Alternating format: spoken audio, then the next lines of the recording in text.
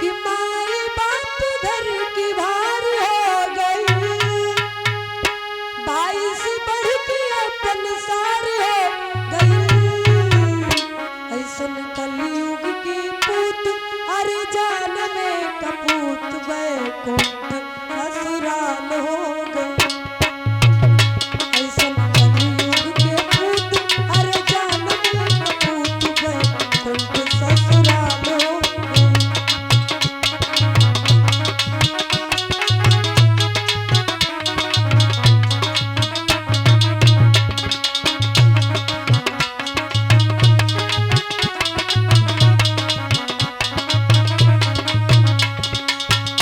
माई बाप घर की भार हो गई, भाई से बढ़ के अपन सार हो गई।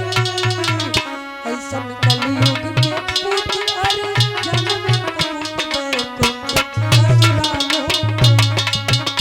ऐसन कलयुग के पूत अरे जन्म कपूत बैकुंठ ससुराल हो गई।